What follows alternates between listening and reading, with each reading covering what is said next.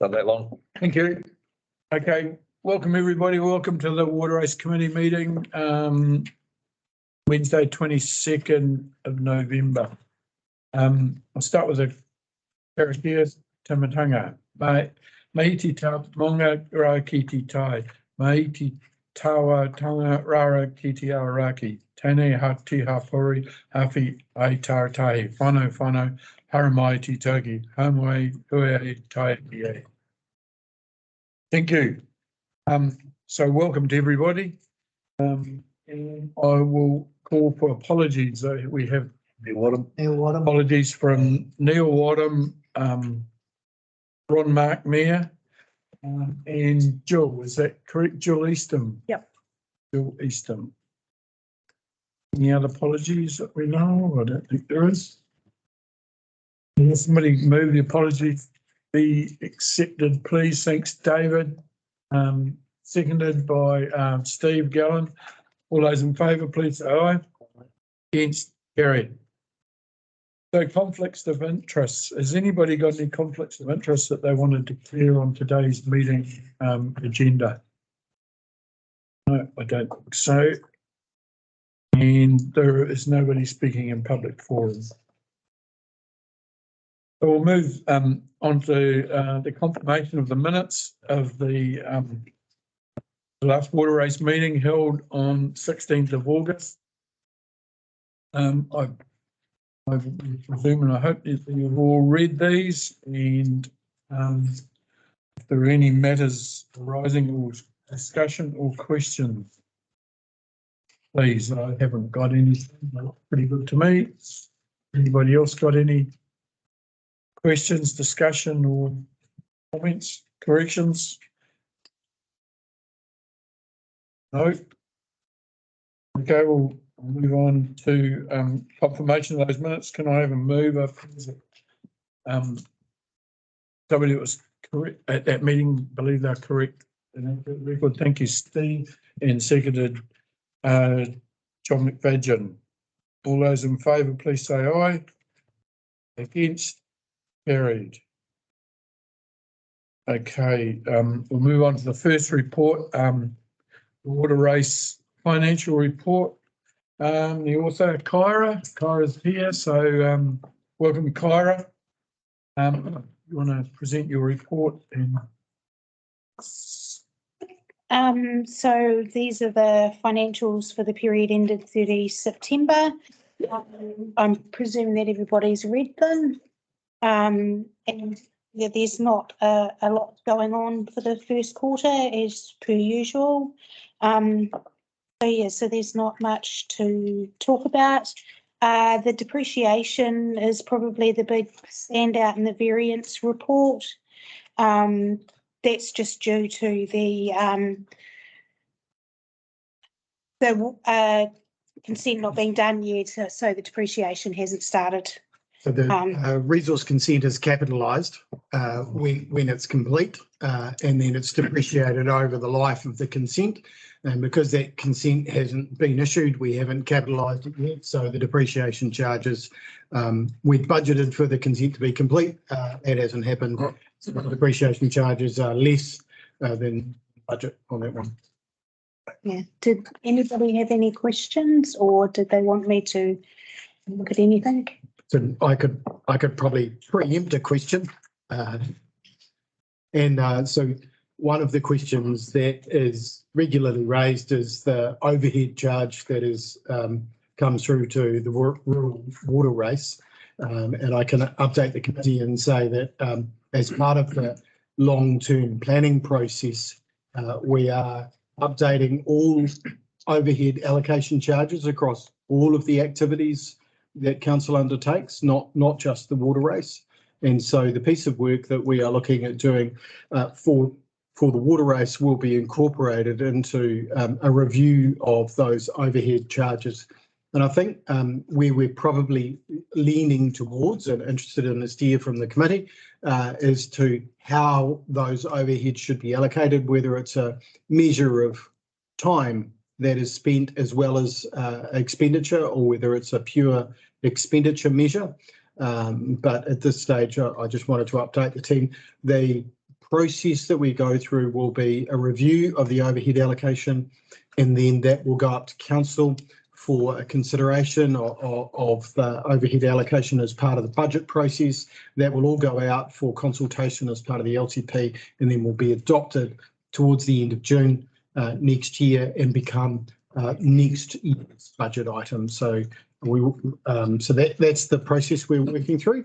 But more than happy to further about overhead allocation. I know it may be an item of interest. Yeah, I'd like to comment. As I pointed out at the last meeting or the one before that, when you look at and Jeff and I have had talk about this, when you look at what we've been paying, you've got to really go back to 2021 and in what we've had from that year onwards, and we don't know why or how, but effectively we had a 292% increase in 1 year on corporate services and a 338% increase in operation overhead. So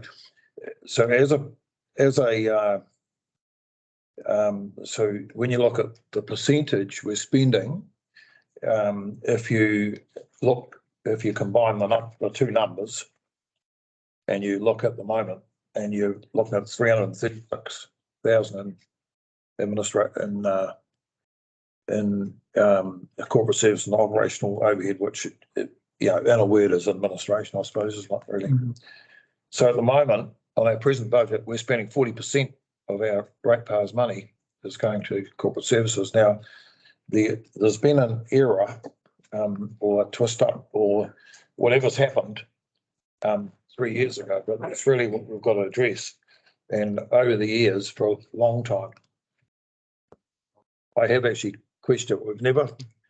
We've never really got a clear answer as to how the charge is made up.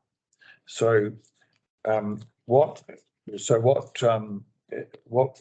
Jeff and I have talked about is a simple formula to address those two costs. And so what I'd like to move is that I'd like to move a motion that we would, as a water race committee, we think that we should pay 10% of gross to cover corporate services and operations overhead. And by making it 10%, so what happens, our income at the moment is 850,000. So the council, all they do is 10%, half to operations overheads, half to corporate services, say for simplicity. And so if our rate income goes up, say we, for whatever reason, we've got to increase the rates. So say they go up 5 years' time, it's $1 million income, or they get 100,000. It's dead simple. Everyone can understand it, and Jeff can talk more about it. But it's a common. It is used in other council activities. So the first part. So the first motion, I think, the first resolution I'd like to move is that our position is that we'd like those charges combined to be 10% of gross. Someone like to? Yeah. We need a seconder for a start. Yeah. Before you discuss it. Yeah. Anybody prepared to second that? I can't, but I would if I could, but I can't. Yeah. David. You want to second it? I'm quite happy to. I'll second it. I'll second it. Yeah, you can. So we can have some discussion around it. Yeah. Okay. We've got a mover and a seconder, so now we can open it up for discussion, questions, etc. I understand background to your question. I think from my understanding is you own the water races. It's your the landowner's network, and council is contracted to maintain and manage them. And included in our contract rate is the overhead allocation. If you think that is too much, or not acceptable, then the process would be that you call for expressions of interest and see who else is out there to take over the contract from council. Because every contractor included in their contract rate is their overheads. The luxury you have here is because we're a council, you get to see it all. But I can't imagine any contractor would enter into a contract where the customer said, well, we're only going to pay you X% of overheads because you've got the luxury of seeing it. I guess from a council perspective, I'd be thinking if you're not happy with the contract rate and you own the asset, then you would test the market and see whether you can get a better deal. If you can, fine. If you can't, then yeah, that's a secondary thing. I just aren't sure how it works for the water race committee to say the maximum that they're prepared to pay towards council's overheads, because we're the contractor. I don't know, I just put that on the table. Well, I can answer a bit of that because I've looked at it. Is that if you went and contracted to an outside organisation, the problem you'd have is in actually getting rates from people. Because what happens is on the council bills someone for rates they have to pay. Yeah. If you had an outside organisation doing it, they set the bill out for the rates, or someone said I'm not paying. Yeah. We'd spend all that money on litigation. So that's an advantage of having council. We don't have an issue. We don't have any issue with council. We're very much in favour of the council doing what they've always done. We don't have an issue with any of that. But what's happened is that somewhere along the line, 3 or 4 years ago, the amounts have gone from the amounts charged have gone from like 56,000 to 164 and 48,000 to 162 in 1 year. So what we're saying is that it's no good spending time and delving into what happened 4 years ago. You're wasting time. But the formula has actually always been wrong anyway. It's been a mishmash. Like nobody's ever been able to explain it to me in 15 years or whatever, how long I've been here. And it would be easier to just have that charge, a 10% charge, and then everyone knows where they are. I don't know about you, Jeff, but I can't see how you would work that.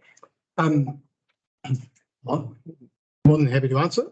So the recommendation would come from the water race and it would go to council as a recommendation. So the water race are just saying, council, can you please consider that a fixed charge based on a percentage of income as a way to allocate overheads.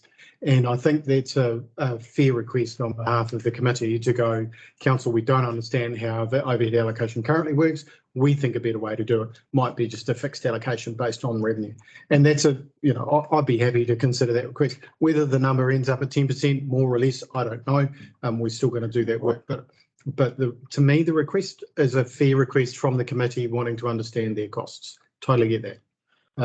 If underlying that is the real question is council explain and justify the overhead allocation so that it's clear to the committee. That's what we need. That's what I'd like to see is break it down. Yeah, to get an understanding of why it's jumped up. Yeah, because there could be a legitimate reason we might have been undercharging. The only reason that I through my questioning over the years that I can put my finger on, there's two options. And one of them is that one answer that I got when I questioned it was that it's a percentage of the total corporate services overhead charge for the whole council. So Paterson's growing, the budget's growing, so the income for the total council has gone up, the administration's gone up, and the amount has gone up. Our income is fixed, so therefore there you've got that's a rationale for it. It's got out of kilter. And the other rationale is that whoever the hell's calculated it has somehow made a mess. And I don't want to go any further than that. I can commit to bring back to the Water Race Committee as part of the LTP process, I'll absolutely commit to how that calculation is made up. So Like- we'll be totally transparent with it. Yeah. At this stage, I don't know how the previous LTP was built. You know, I wasn't here at that time, but I can. So someone once said, you know, I wasn't here for the Raupatu. I wasn't here for colonisation. I didn't do it, but I'll sure as hell do everything I can to fix it. So I wasn't here when this occurred, but I'll sure as hell do everything we can to fix it and make sure it's transparent for the committee moving forward. Because I think that's the heart of the request. Yeah, so I was just going to say, John, what I'm from you is that yeah, we really need to know the actual costs that relate to the water race system itself. And, you know, this, like for the corporate services and the, especially corporate service and operations overhead, if you like, we actually need, as Jeff said, he can break it down for us. But what we really want to pay is what relates to actually the running the water race itself. We don't want to be in the big pot. That's how I see Well, it. part of that is rate collection and things like that. Yeah, which but that's Not quite that. Doing, well, I'm not digging that down. I'm being quite simple, Dale, but simplified about it. But there is a way, I think, of getting a bit of better handle on why we pay that. I know in my time, it started to balloon a bit, and we questioned the CE of the time, and we were fobbed off basically. Yeah. She didn't want to give us a straight answer. Yeah. Over that particular subject. And just said, oh, that's what it costed my staff to do the work for you.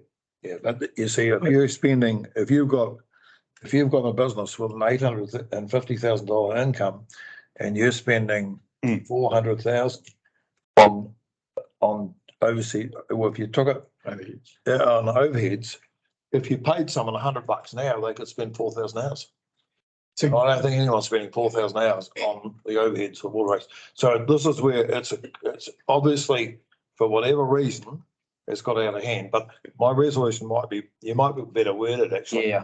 I was That's just how going to long ask it you is. what wording should look like. Yeah, not quite. One of the comments, if I could just make on that, I know Johannes is in the room, and he will tell us that if we do traffic management, if we dig a ditch in a road, 40% of our costs is traffic management. It's like overhead. It adds absolutely no value whatsoever to the ditch and the hole that we dig and the pipe that we replace, but we have to do it. And, you know, I totally get John's point. I think it's a really valid question that the committee should ask of council. But we do have some other parts of the business that have an exceptionally high compliance burden. That is 40%. So it's not like it's out of the ordinary. yes, Johannes. Just want to, I think there's maybe two things in this before, just to consider what type of recommend or what we take to or what the committee takes to council. I think there's a fundamental part before we even look at the number is just the calculation of how was that determined, like Jeff said about it. It can be direct cost because the way that our team cost our activities, whether it's time or machines or maintenance, whatever, it goes to a specific code. I think that's probably a piece that could come back to the committee without going to council and say, this is how that because there's also a significant difference between corporate services overhead and the operational overhead. So there's operational overhead and over here.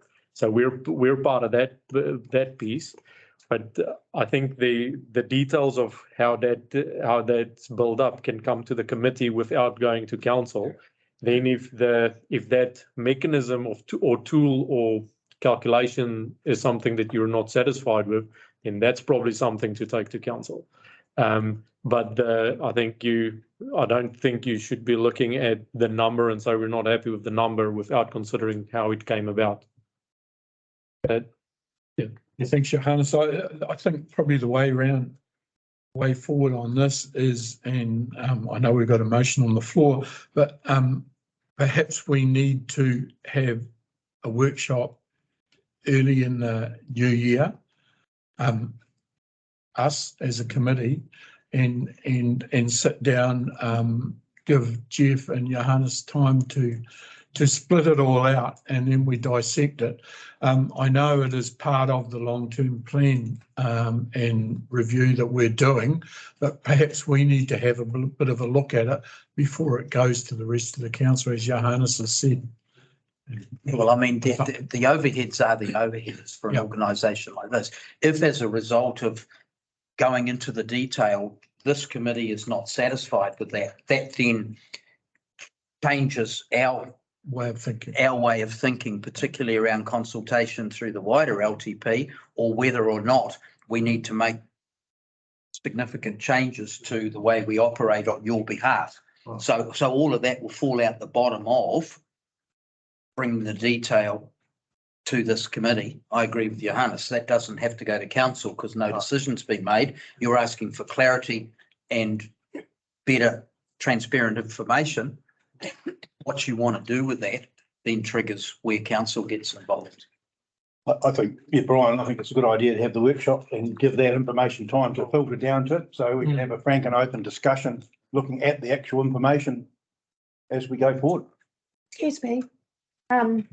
Also, as part of those overheads, it is not just our time and the equipment, etc. It is everything. So there will be time, there will be electricity, there will be office space, there will be paper.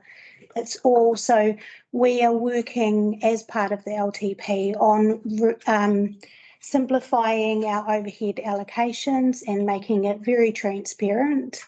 The thing with having a set amount of overhead allocation, if you were to do that, then other parts of the council would have to pay for your portion if it is indeed, figured out that there is, it is 10% and you're saying, I'll only pay, say 8%, then other areas of the council would have that overhead allocated to them.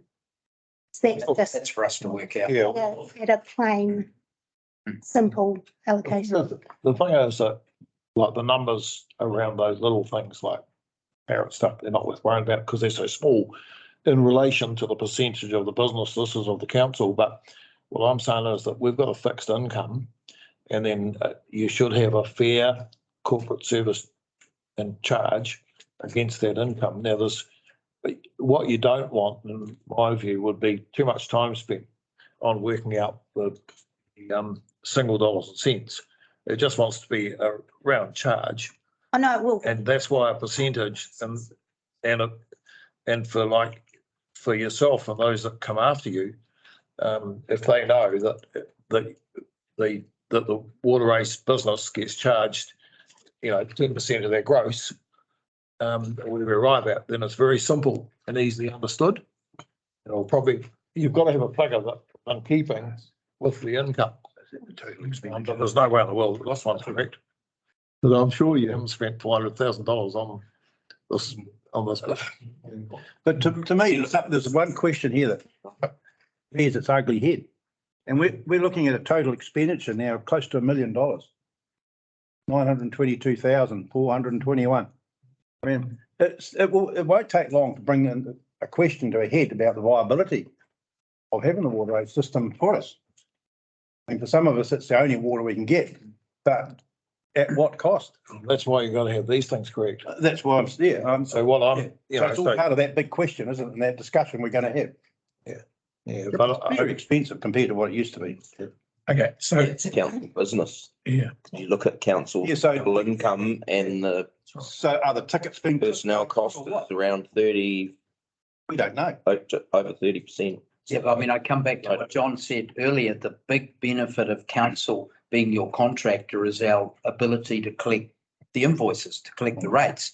Well, that's not free. That comes with a whole rating department in order to carry that out. So what Steve says is right, is that I guess what it comes down to is you have an expectation as water race users and owners of a level of service and how much you're going to pay for that. If we present the information and you still say, well, that's still too high, then you've got the right to test the market and see if anybody else can do it better. Yeah, we can't. We just want to have a discussion about how it arrives and where it gets to. Okay, Mikey, yeah, I think, Mikey, sorry, and talk.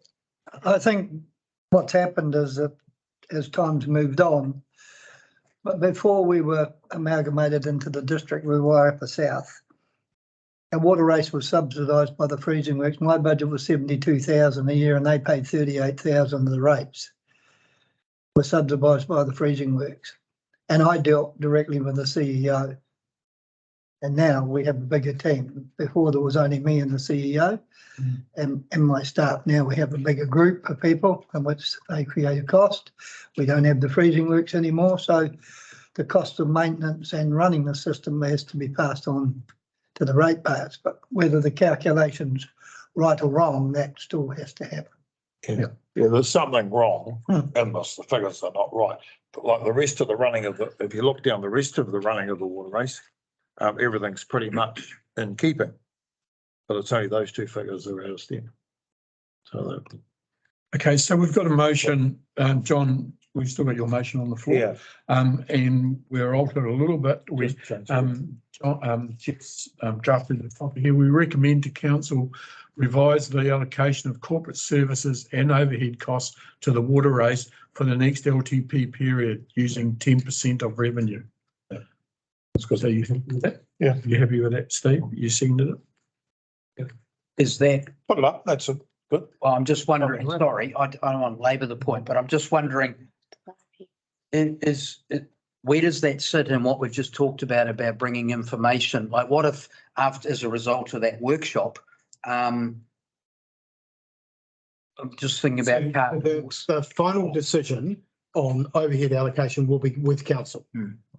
What we're seeing here is a recommendation from the Water Race Committee to change the way it's being done to a fixed percentage. And that recommendation will go up to council, but the final decision will rest with council. And that anything that we recommend here won't prevent us from having a workshop and pulling things apart and looking at it and understanding it better. We will still have the workshop. Once we've got the information and we've done the work on the overhead allocation, we will still have a workshop. This recommendation won't change that. The final say does sit with the councils themselves. It'll send a signal to council that you'd like it to be changed. That's very good, thank you. Steve, Are you happy okay to with, are you okay with that signal, Councillor Creighton? Sure. Okay, Send a signal to yourself. right. I'll just repeat the motion was moved by John McFadden and seconded by Councillor Steve Creighton. We recommend to council revise the allocation of corporate services and overhead costs to the water race for the next LTP period using 10% of revenue. I'll put the motion. All those in favour? Aye. Aye. Against? Passed. Thank you. Okay. I won't, Okay, I so won't move my second. Second resolution is to give us the money back. He wants me to go back 3 years. You can go back 5. Go back 5. No, you only have to go back 3. I've got the calculation. I'd suggest that one would be. so we're still on That's the next finance. subject. Has anybody else got any questions, discussion, anything that Kara can attempt to answer for us? Or can answer? Okay, well, everybody's happy with the report. We've got one recommendation that we received the report. So I need a mover and a seconder to receive the report on pensions and David. Seconded. All those in favour, please say aye. Aye. Against? Carried. Thank you, Kyra, for your explanations and your time. Really well done. Look forward to some more picking of pieces. So we'll move on to item 6.2, the water race report. And Lawrence, you're the author of that. Would you like to discuss, explain? There's not a lot. I'll take it as read. In terms of the reconsenting application, we're progressing with answering some of the questions. Some of the questions from the regional council are related to in terms of low flow conditions. So we're going to have to go back to them and say that we tried to do it, and we've proposed a consent condition to gather that information, because the last couple of summers we haven't really had those low flow conditions to be able to do that, gather that information. So we have been limited in terms of what we've actually been able to do, but some of the questions we can go back on. So we're working with the consultants and managing budgets to try to answer the questions. But at the moment, it will be publicly notified around February next year. And we'll see what comes out of that. And we have appended the consent applications for each of the two in the back. Do you have any questions? Maybe over the next month or so, if you've had time to digest it and have any questions, feel free to come and have a discussion. There's There's a lot of information here. So. yeah, there is a lot of information, and I have read it. I wonder where OV costs go on printing. I have read it. Thanks, Robin. So it actually, just reading it, you learn a Maybe lot. some training. You learn a lot about it. So, Bureaucracy. yeah, learn a lot about the water race system itself. And there's a lot of history in there, so it's really good. Yeah, probably. Sorry, I will just one point. Just sort of mentioning the last point in 6.22. At the moment, we're going for a 20-year consent. Yeah. It's been requested. However, the current legislation that went through mid-year is that we can only get a maximum of 5 years. So That's all crap, isn't it? That's just crap. It's bullshit. well, I think the plus side is The cost. What about the cost? yeah, potentially it makes it easier to get the consent. So therefore, your cost to actually get each consent should be less. I don't know. How far over the current consent are we? How expired is it? 6 months. So is that 6 months or another 18 months or whatever? It's from when it gets granted. Granted. Yeah. Just to be clear, Lawrence, you didn't change the legislation, No. did you? That's what we're operating underneath, and I thought everybody should be aware of that's what's there. Maybe So- a new government might look at it and quickly change it. Well, yeah, I don't know. Is there a new government? Get another motion. So That's the sort of, What sort of this digressing. This is the sort of crap though, that we've got thrown on us, and particularly over the last 6 years. Yep. So like every little, I will raise the previous consent condition. The consent was only 10 years. However, it took 10 years to get through. So yeah. But it just annoys me that like we're reasonable people and we're trying to run something for the benefit of community members. We want 20 years, you know. And also from the management's point of view, all the work that you've got to do, the cost and But what, must drive you guys batty. and so all this Hang on, go information. back to that overheads amount again. Exactly, that's what. It might end up cheap, John. Should be one piece of paper. Yeah. Not that much water. So all this information in here. So have you given this WW, whatever they are? What is it? WSP have provided that in terms of the planning and the other information, but there's You must have given them a lot of it. You couldn't dream up. The data.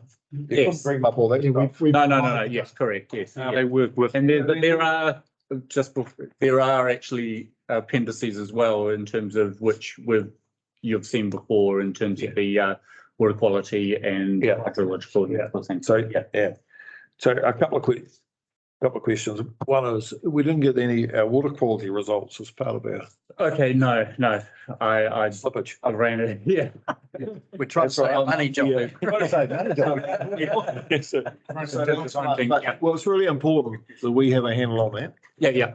The second question I had was, and I read sort of half of it last night, but I was, Mhm. but they've got extra tests. We're looking at putting extra testing Mhm. places in. Yeah. Sampling points. So we'll decide where those are going. That's the proposal, is we come up with a plan where those testing is, because, well, that's one of the questions that said, well, you haven't, of the, for instance, Taratahi, the 40 discharge points, you haven't given us all the details on those discharge points, and we're sort of going, let's be a little bit reasonable. Okay.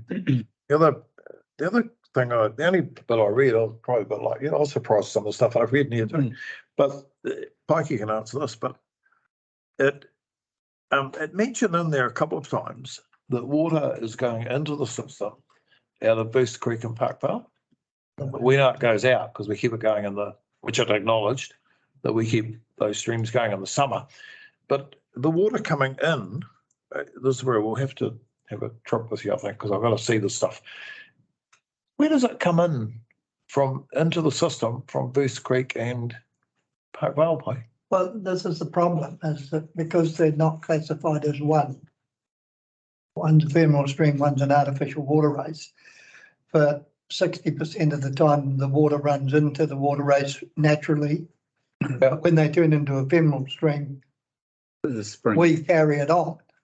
So the Park Vale Mhm. and the Park Vale and Boost Creek, like it says in this thing, what point are they feeding? Whereabouts on the land are they feeding into the waterway system? You know, the block of land that Jill and Art have got at Norfolk Road? Yeah.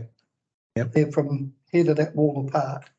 Oh, yeah. There is a They come defined point. out of two separate gullies. Yep. They come down what they call the Maxwell Flats, Yeah, come together they do come together. into one. So that's They're both for the same source and they both virtually go dry together. Yeah. And then we have a direct feed into it, only the length of this room below where the two join together. they go into the So- waters. We only really need to feed them for that 60-day dry period, which is normally the summer. So you do The get, rest of the time, they run naturally. yeah, and then is that why we have to feed water into Boost Creek and into Park Vale particularly to keep it running? Because that's. So if we didn't take water out at the beginning, would that mean that we? We don't take it out, we put it in. Yeah, so it's a bit the other way. It's the other way round. Yeah, it's the other way around. So there's a water race network and there's a natural stream network, and here and there the water race is running in the natural stream. But what's happened is you've put water into the natural stream to take it down there a bit, and then you divert some back out into the water race there because this It all bit's not the comes water back. race. So Sort of, while I haven't read all of this, I did, it looks as though most of the conditions are sort of a rough rollover from an old, the prior consent.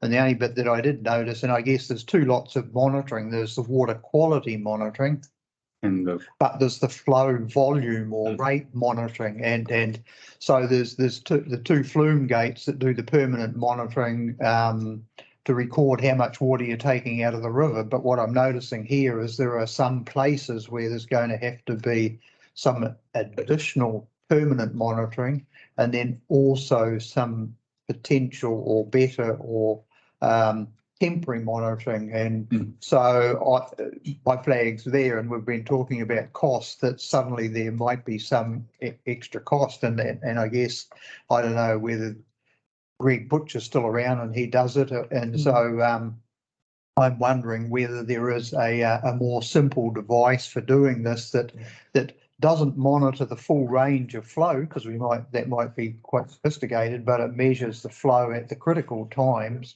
and we have a high flow bypass or something, so that we can avoid or minimise the cost of all of this flow monitoring equipment, some of which will be permanent and some of which will be temporary, that'll be moved around from site to site. I wondered that too, and I wondered because we're feeding, particularly Park Vale Scrim, we're feeding Burst Creek in summer as well, aren't we? Yeah, both, yeah. So I wondered what simple system can be used to give us an idea of how much water we're putting into those natural streams to keep them going. John, just for clarity, the way the water race network was developed was obviously built in natural flow paths or overland flow paths. So obviously the guys were pretty smart back then, but we're not dumping water race water into the Booths Creek and Parkville stream and it leaves there. Booths Creek and Parkville stream are critical for us to reach our primary objective of getting water to the end of the race. So they're in the middle. So they're not at the end. We're not taking water towards the stream. That's part of our system, and it works with our system. If we didn't put it in there, we would not have it on the other end. So because we've also got irrigators running off Parkville stream, haven't we? It's the end points here. Yeah. So that, how does that, because Well, we charge them. yeah, we charge them, I know, but what I'm saying, my question is around the water.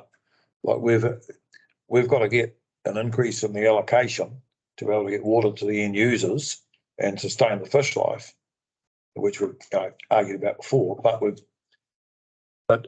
so what I'm saying is that in our application,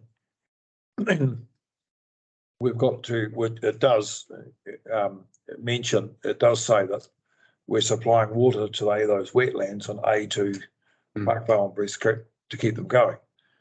So what I'm saying is that the amount of water that we're getting for water race activities, and there's a couple of little graphs on there, we need, if we're not, it's not the amount of water we're getting just isn't used for stock water. It's actually used for more than that. It's used for keeping these wetlands going and sustaining fish life and so forth. But that's part of the way the function of the water race is, and that's why we're arguing those water losses to keep it running. It would be because ideally, and this is where we'll have to combat the regional council, is that, well, you've only got 1,000 head of cattle that are actually drinking from it, so therefore our cow will drink 20 litres, so therefore we should only be able to supply you for whatever the drinking water is. That's the main purpose, but we need additional because of those losses. Yeah, that's right. And to drive it. So we don't want to get too much into that argument of we're supplying into it and other people are using it. Yeah. Because it might destroy us. It might come back to. Yeah, well, that's I guess it. point is that we also do top up the aquifer. Yeah. So any loss to the underground is putting water into the underground aquifer. So where they say, oh, we'll get rid of the water race and we'll put down bores, well, if you take away the water race, then there's less water underground, so you've got less water. It's a vicious circle. So we don't know what goes on underground. No. Or how much. Regional council have a model. There is an estimate. The regional council have a model to say there's 30% loss to the underground. So if you take water race away, that's 30% less water available underground. I'd argue they couldn't actually ascertain whether 30% figures right or not. Well, that's what they. But the Park Vale stream is, when we feed the Park Vale stream in Samapai, it's up at Smith's, isn't it? Is that right? Pardon? It's up at the Smith Brothers, Smith. No, right up Norfolk Road. When we feed it, Yeah. it's right back up Yeah, there. Booth Creek and Park Vale are there, and 1 hour street Yeah. feed from the works. Fed right. They also feed 1 hour street as well. And that's also one of the conditions in terms of we can't take more than what we're feeding. So potentially if we were ideal and we had an automated system, you added in 20 litres a second and then you took 20 litres a second down there. So all you're doing is using that section of water of the stream to carry the water. Oh, Would be the idea. yeah.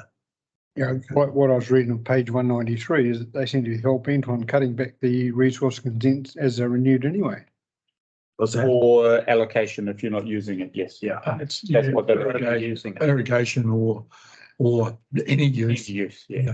Usable. That's where it makes it very difficult at this last 3 summers or, early spring, is that we haven't been using our allocation because we've had so much rainwater in the system and it only causes problems. So they say, the field officer saying to me, you don't need 480 litres a second because you're only using 327. But I mean, the bloody water's pouring in off the land overflow. We can't cope with it. So we don't want to put 480 in because all we're doing is creating more flooding and problems elsewhere. But we get penalised because we haven't used our allocation. Well, irrigation consents are the same this year. So, and last year, last 2 years have been exactly the same. So, Right. got There's a lot of things with the that are conditions. detrimental to the way we run the business and try and protect the land and landowners. It's important we get those increased allocations. The one of them I know, Graham Tulloch, was here, and we were arguing. I was arguing, well, do you need it? Don't you need it? We've only got so much water we can give you. We just can't give you what you want. And he said, well, Taratai Training Farm and himself were given irrigation consents for quite large amounts of water downstream from where the water race intake is. And no problem. No, but I mean, that's really very unethical. But for the fact is that we applied for the increase and we got turned down because the water wasn't available.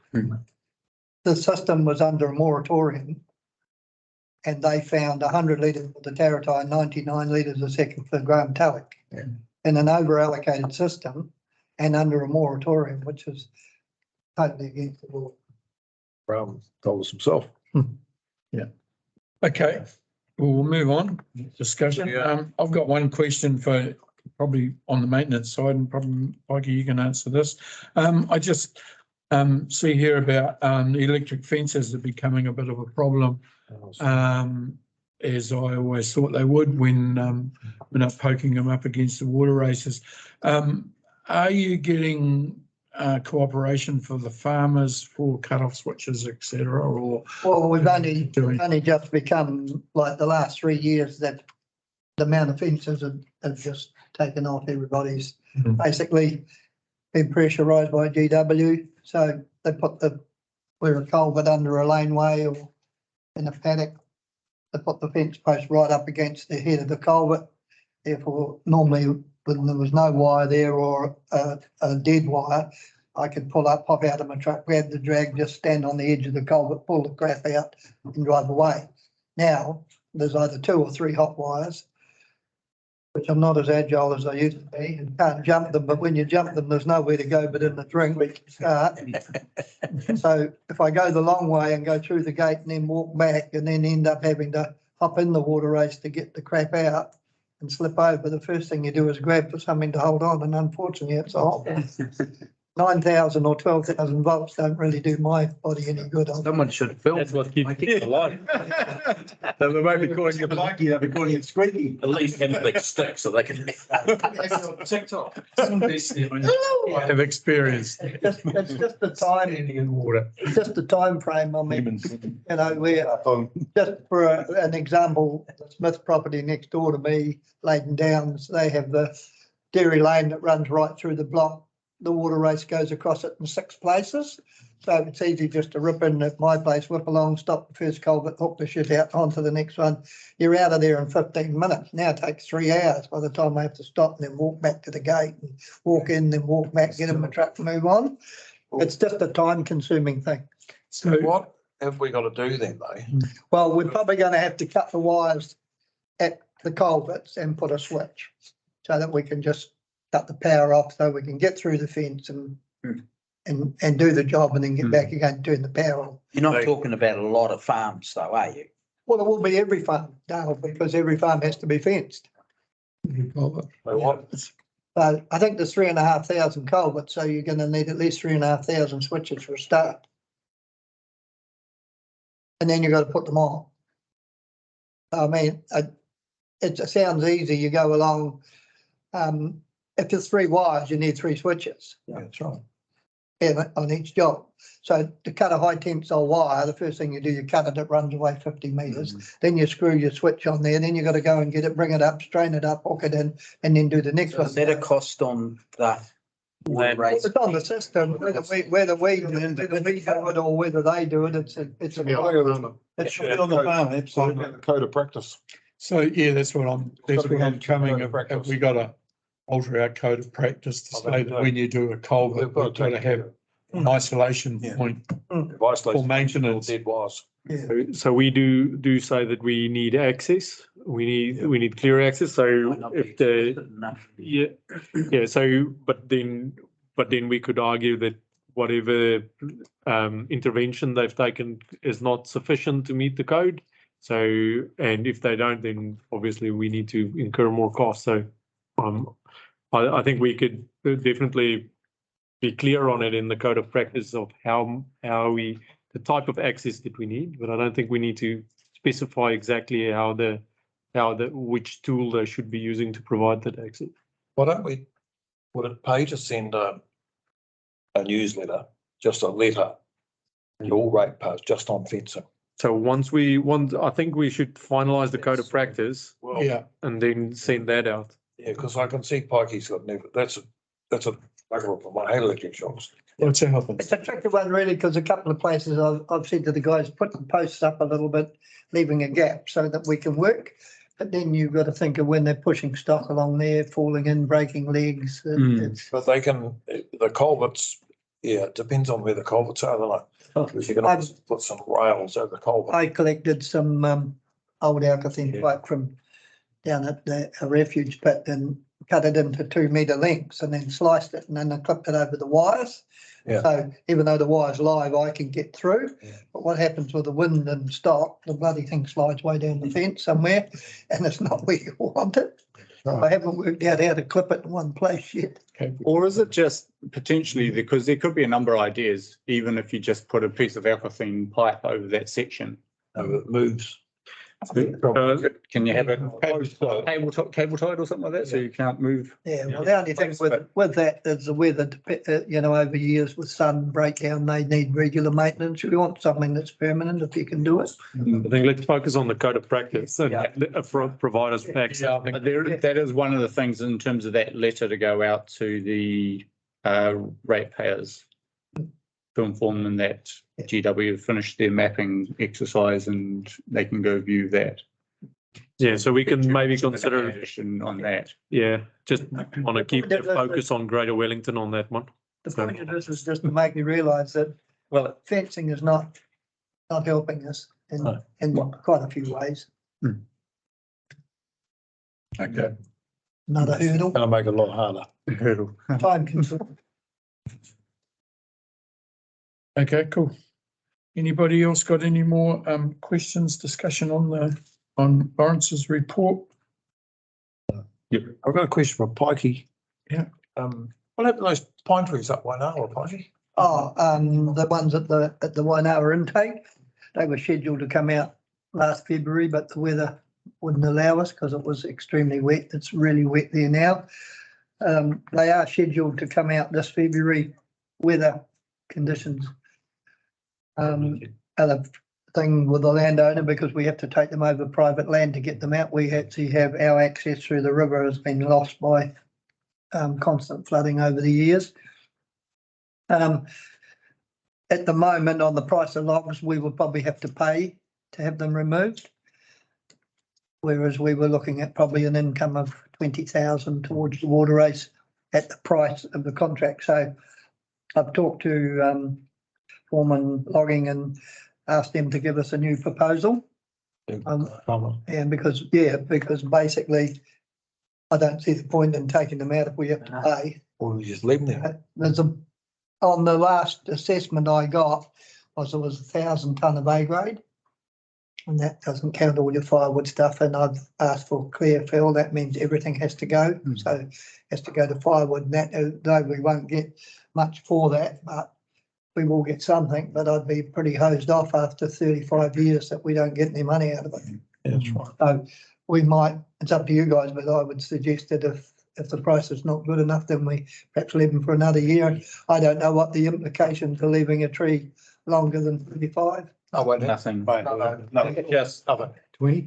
the 20 and 35 years 35, is just the most sorry. economic in terms of Yeah, growth. and 35, use of land, sorry, So, yeah. yeah. 35. oh, you can leave them to Yeah. 40. So I'll talk to the logging people and then I'll go and talk to the duckets and just see how they're about to do their silage at the moment. So if the ground was dry enough and the logging people could do it and the price was right, we could probably get in there pretty smartly, but I need to join everybody. 5 years.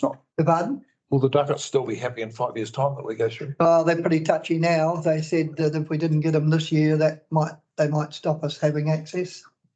Because we've got to put a roadway in, you see, from the road. We've got to put it, well, a gravel track, and then we've got to remove it afterwards. So we do have to do a bit of work.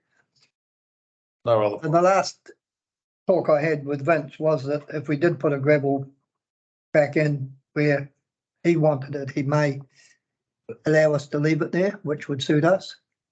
But we were counting on getting the gravel from just down the river at Neil's. But Mr. Oliver, it looks like he's beat us to it and got it all. So we might have to cut the gravel further than we thought. But those are things I'll look at and I'll come back to you guys before we start. Just through. Through Rachel, yeah. Never talked to by farmer. Yeah. No, well, I told Rachel. Price has ticked up a little bit lately. It's just ticked up a little bit lately. Yeah. Well, I mean, it's not, if you guys want to take them out and pay somebody, it's nothing to do with me. I'm just. It's trying to gone up get enough. a deal for the water rates. Pretty Keep sick. your eye on price and let us know when it's Okay, with it. so it's work in progress. Yep. Any other questions? No other questions? So Oh, what are these consultant, what are these WS, what are they? WSP. WSP, what are they? What's their fee? It's a moment or Bedtime reading. That there's an so John, there's a LTP budget for this consent process, and why WSP is our professional service advisor that's doing that on our behalf. So planning for the planning of that. moment. So do you want, so if you say what are the costs? Do you want to know what the cost for the total, the LTP budget is, or? That's part, what you're expecting. So what was you can say? So that cost about 80. But what? $80,000. And the Kidding me. forecasting 140 for the hearings process as well. So that's the cost of consents. That's And that's WSP, that's not. Yep, that's an LTP budget. Yep. And 220. in the total It's a LPT. it's a capital budget, but it's a capital project underwater races. Underwater races. Yes. You want to look at the overheads? Well, if we don't get those, right, we won't have money to pay for the consent. Okay, I'll print them out for you, John. Yeah. More bedtime reading. any other questions? Lawrence, anybody, any of the officers? No other, Feel free to come by if you do have any other questions in particular. Yeah, thanks, Mark. only a phone call away. So we got one recommendation that we receive, the water race report. Can I have a mover and a seconder, please? Steve. I'll second it. Motion, all those in favour, please say aye. Against, carried.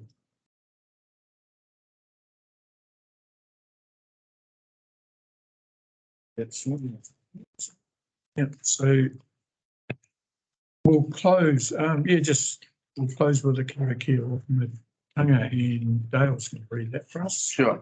Dale. Kia tau, kia tātou katoa, te atawhai o te tātou, ariki hei ihu karaiti. Me te araha o te atua, me te whiwhi nā tahitanga, i te wairua tapi, i aki. Amen. Amen. That means, for the love of God, thank you very much for the decisions we've made, forever and ever. Amen. Thank you very much, Dale. No worries. Thank you very much. Was going to be a workshop organised